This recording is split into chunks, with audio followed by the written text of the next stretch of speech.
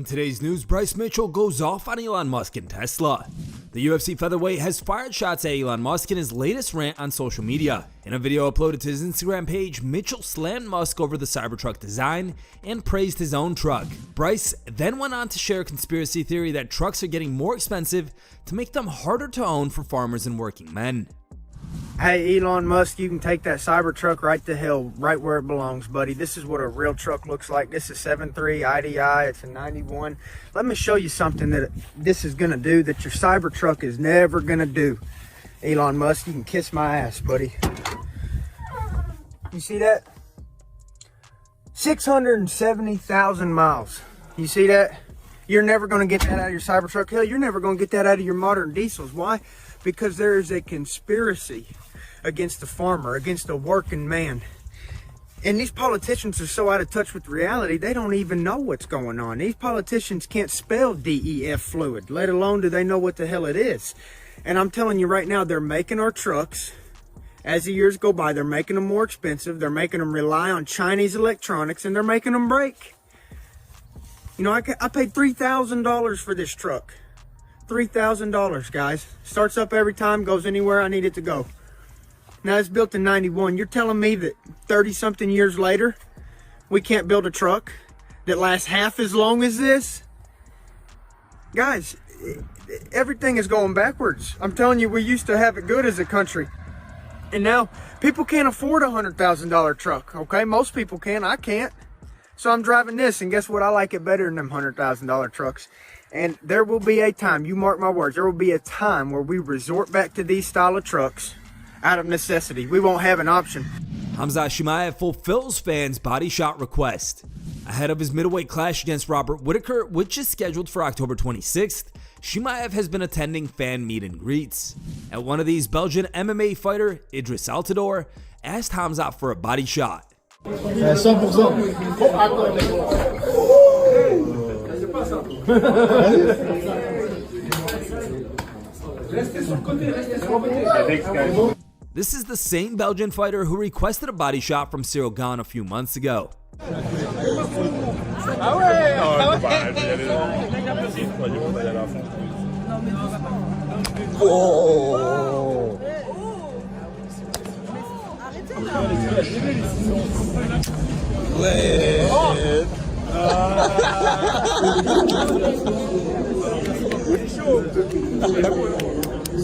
Michael Chandler responds to Conor McGregor's latest taunt.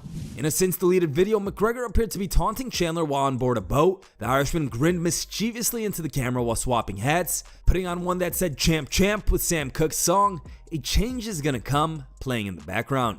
Chandler replied, tweeting, "Can't wait to bounce a Champ Champ head off the canvas at Conor McGregor. Get your shit together so I can."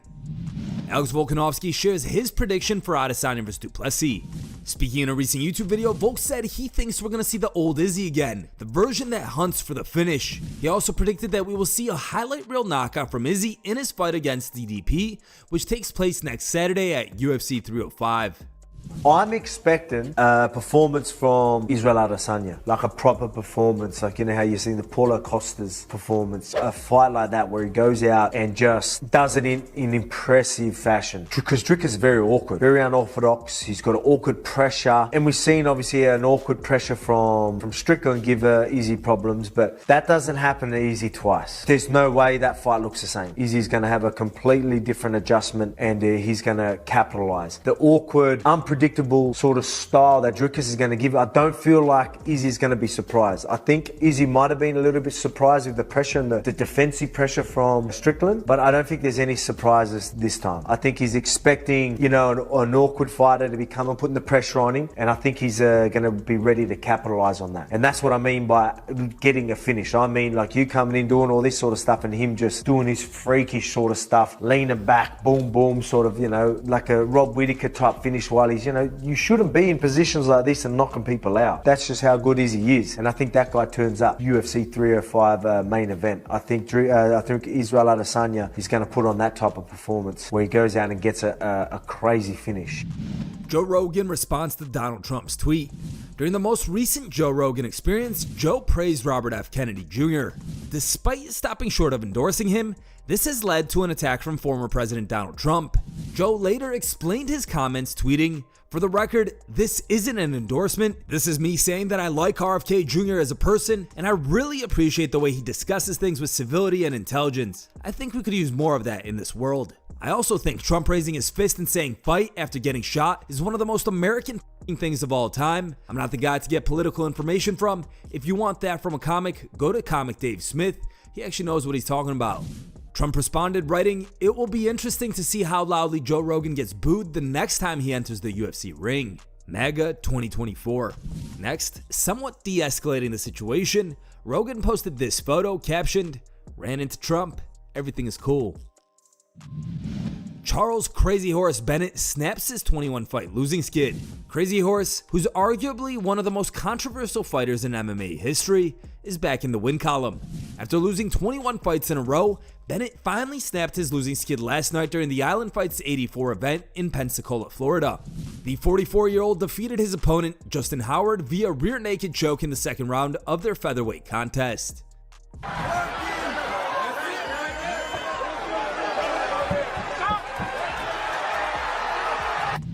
Dana White gets honest on Alex Pereira's move to heavyweight. Many in MMA are dying to see UFC light heavyweight champion Alex Pereira try his luck at heavyweight, although many doesn't include the UFC CEO, Dana White. In a recent interview with Kevin Iole, the UFC president said he's not fully opposed and is not saying no to a move up to heavyweight for Pereira, but he's not nearly as thrilled as others. White believes that there's work to be done at light heavyweight before he moves up to heavyweight.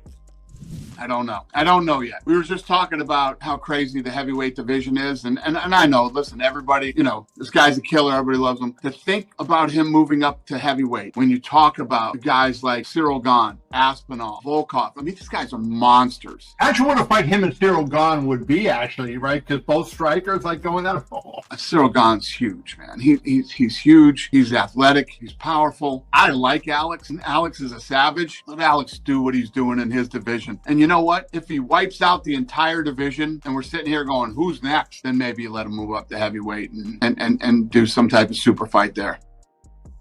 Time for today's top memes. Third place was found over on Instagram and was posted by Daily Dose MMA. Second place meme was found over on Reddit and was posted by Wanda Ruth. The top pick was found over on Instagram and was posted by As Shopped As It Gets.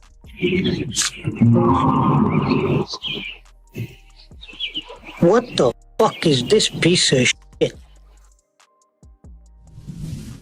Thank you guys for watching. If you liked the video, please leave a like and subscribe to our channel to keep up with the latest MMA news.